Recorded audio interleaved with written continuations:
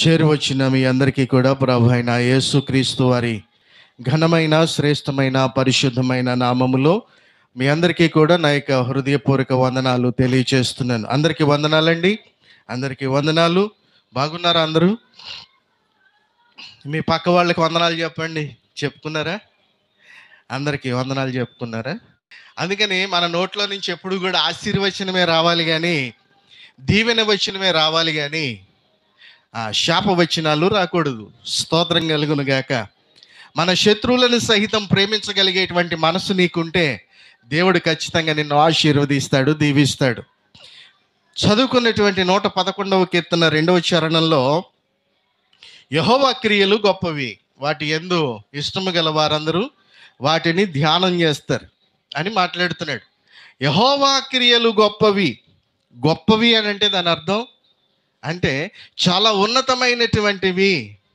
మనం అంటూ ఉంటాం కదా, చాలా గొప్ప పని చేశారు అని అంటూ ఉంటాం. మనుషులను ఎవరైనా చేస్తూ ఉంటే గొప్ప పని అని అంటే అది ఉన్నతమైనటువంటిది. 10 మంది చేత పొగడబడేటువంటి పని. అది 10 మంది చేత శబాష్ అనిపించుకునేటువంటి పని గొప్ప పని అంటారు భూలోకంలో.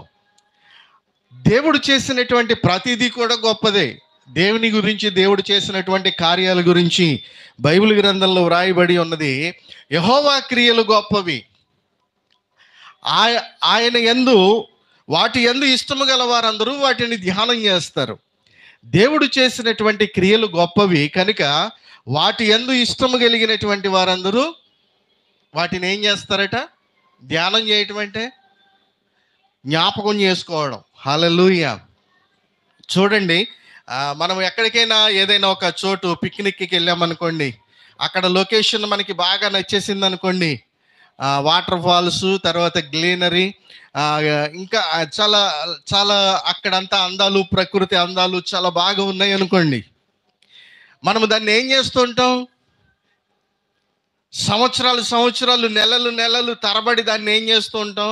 నేను పలానా చోటుకి వెళ్ళాను, అక్కడ వాటర్ ఫాల్స్ బాగున్నాయి, అక్కడ సీనరీస్ బాగున్నాయి, అక్కడ చాలా అందంగా ఉంది, ప్రకృతి ఆహ్లాదకరంగా ఉందని ఎవడు కనబడినా చెప్తూనే ఉంటాం.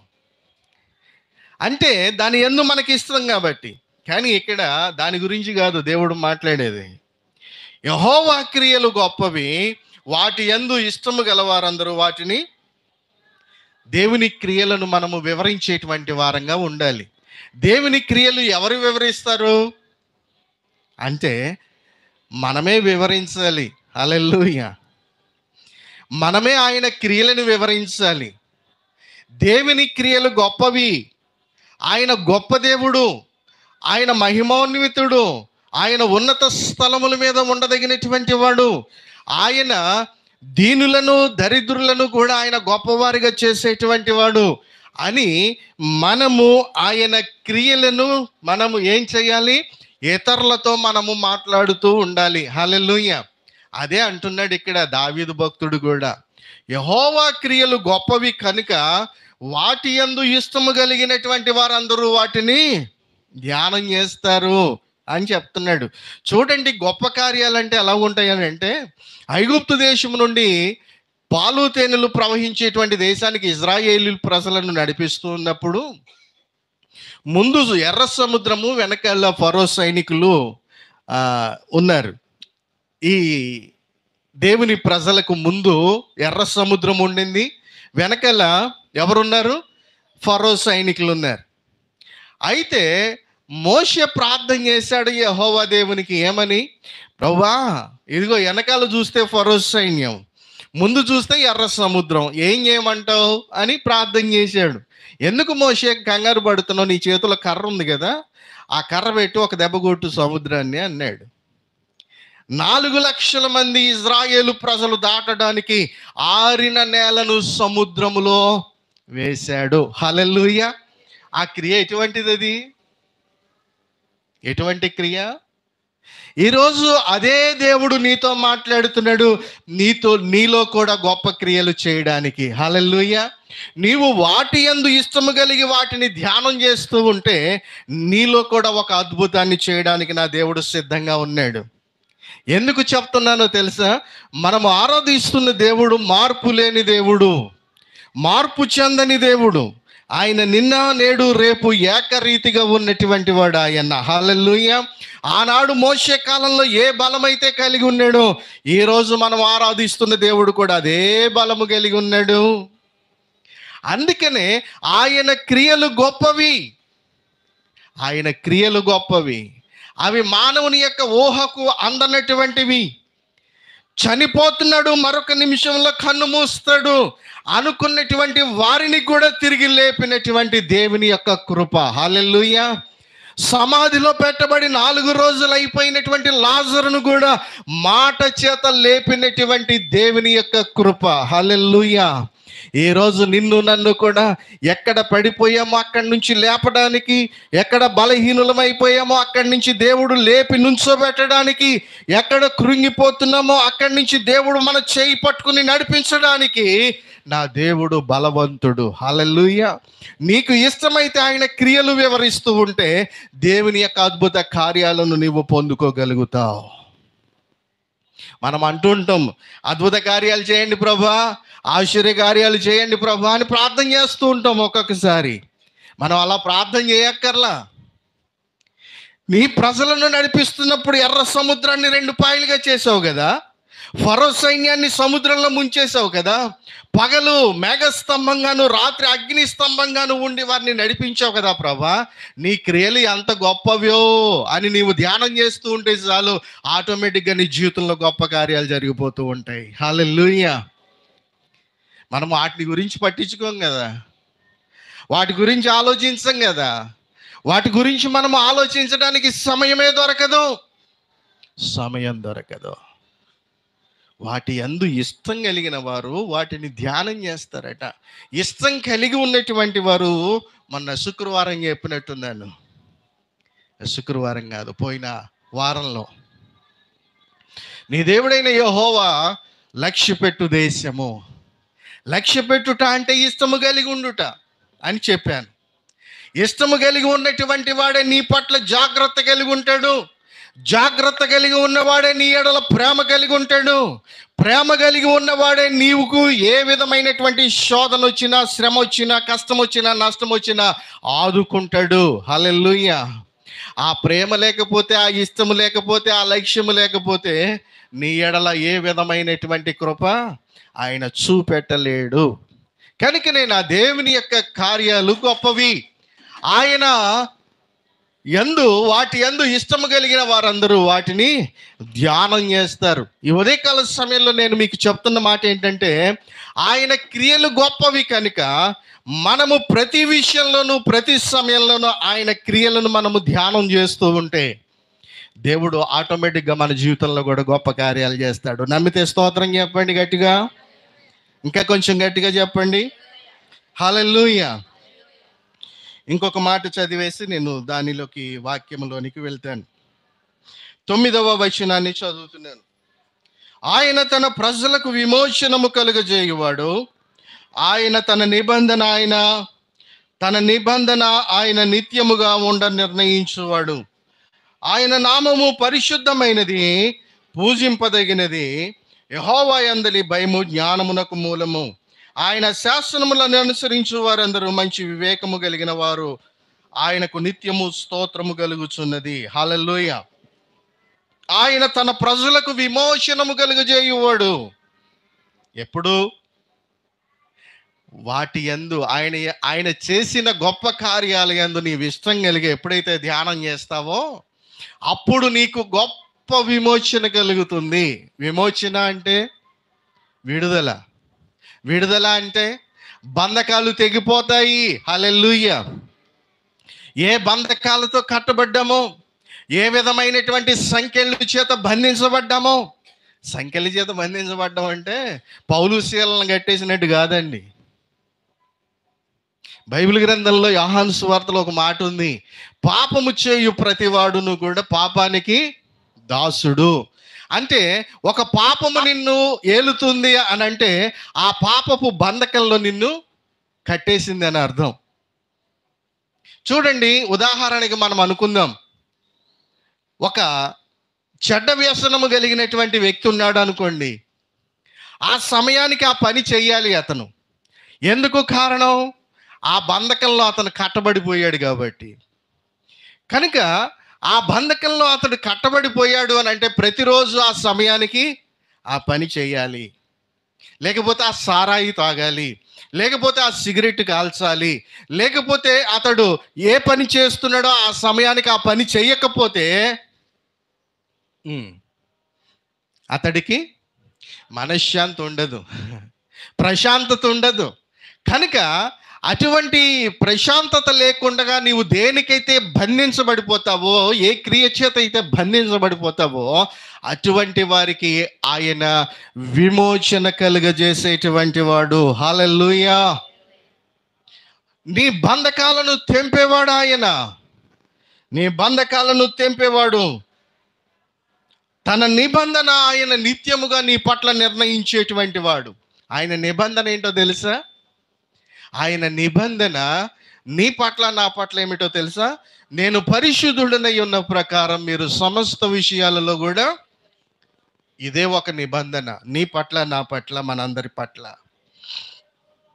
కనుక ఆయన తన నిబంధన నీ పట్ల నా పట్ల ఆయన నిర్ణయించి ఉండాలి అని అంటే, మనము పాపములో ఉండగానే ఆయన నిబంధన మన పట్ల నిర్ణయించడు, దానిని స్థిరపరచడు.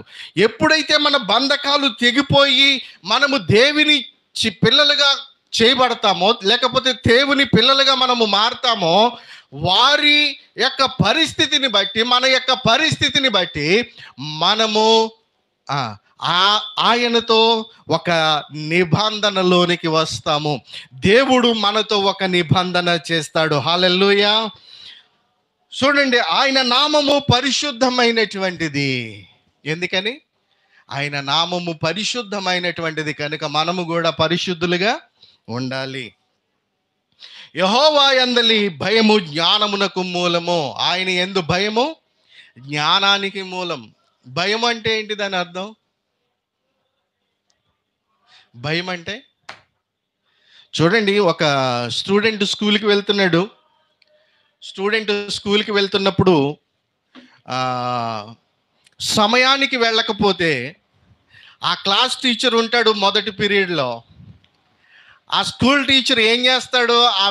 ఆ స్టూడెంట్ని సమయానికి వెళ్ళలేదని చెప్పి బయట నుంచోబెడతాడు. ఇంకా కొంచెం కఠిన హృదయుడైతే ఆ స్కూల్ టీచరు ఎండలో నుంచోబెడతాడు. ఇంకా గట్టిగా కఠిన హృదయుడైతే ఏం చేస్తాడు? గుంజీలు కాదు, గోడ కుర్చీ వేయిస్తాడు. ఇంకా కఠినస్తుడైతే మోకాళ్ళు గుంజీలు తీయిస్తాడు. అంటే మా చిన్నదనంలో ఇవన్నీ చేసేసి వచ్చాం, అందుకని చెప్తున్నా.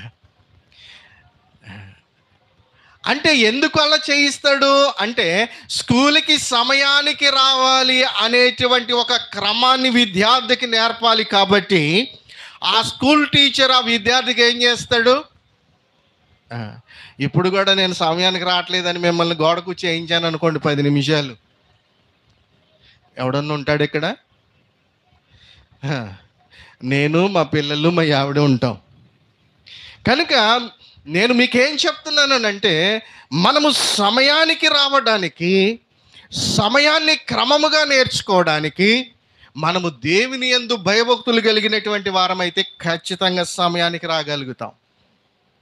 మనం భయభక్తులు కలిగి ఉన్నామో లేమో అనేది మన క్రియలను బట్టి తెలుస్తుంది. చూడండి, నేను కూర్చుని ఉన్నాను, నేనేమీ మాట్లాడటం లేదు, అలా కూర్చుని చూస్తూ ఉన్నాను అనుకోండి, నన్ను గురించి ఎవరో ఈయన గొప్పోడు, ఈయన అది, ఈయన ఇది అని చెప్పుకుంటూ ఉన్నాడు అనుకోండి, దానివల్ల ప్రయోజనం ఏమన్నా ఉందా? విగ్రహం పుష్టిగా కనబడుతుంది, చాలా లావుగా ఉన్నాను కాబట్టి మంచి ఆకారంలో కనబడుతూ ఉంటాను.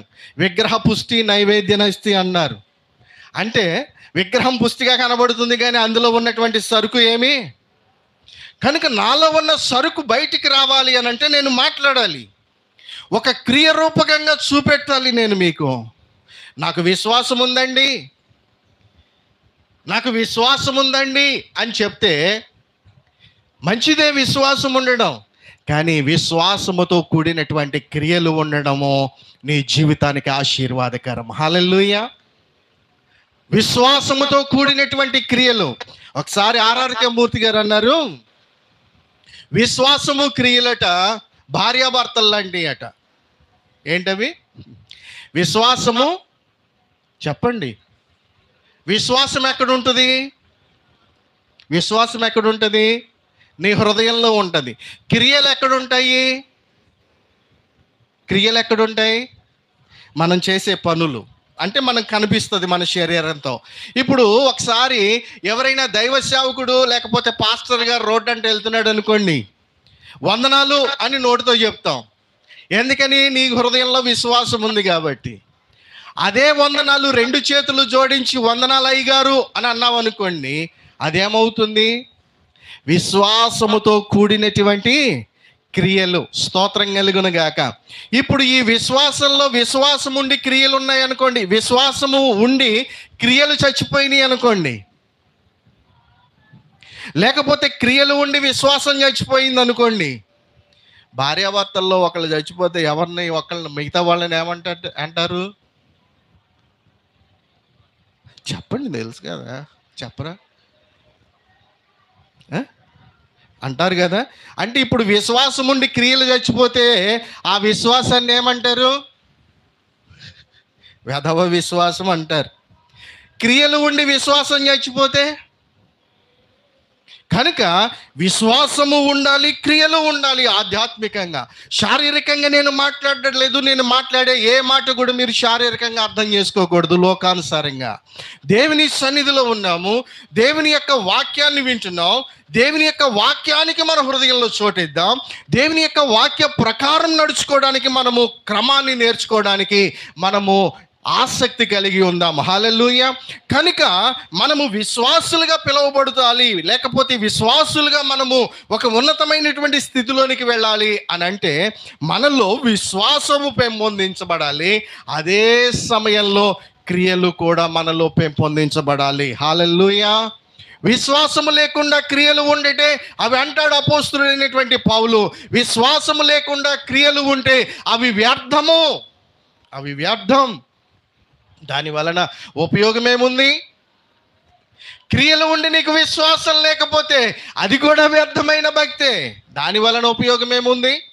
కనుక ప్రియులరా, విశ్వాసముతో కూడినటువంటి క్రియలు దేవునికి ఆనందదాయకమైనటువంటి పరిస్థితి. హల్లెలూయా. కనుక ఆయన యందు విశ్రమ కలిగిన వారందరూ కూడా వాటిని ధ్యానం చేస్తారు. ఎందుకంటే ఆయన నామము పరిశుద్ధమైనటువంటిది, పూజింపదగినటువంటిది. హల్లెలూయా, హల్లెలూయా. ఆయన నామము పూజింపదగినటువంటి నామము, ఆయన నామము పరిశుద్ధమైనటువంటి నామం, ఆయన నామము ఆరాధనకు యోగ్యమైనటువంటి నామము. కనుక మనము చేసేటువంటి క్రియలు విశ్వాసముతో కూడినటువంటివై ఉండాలి. హల్లెలూయా.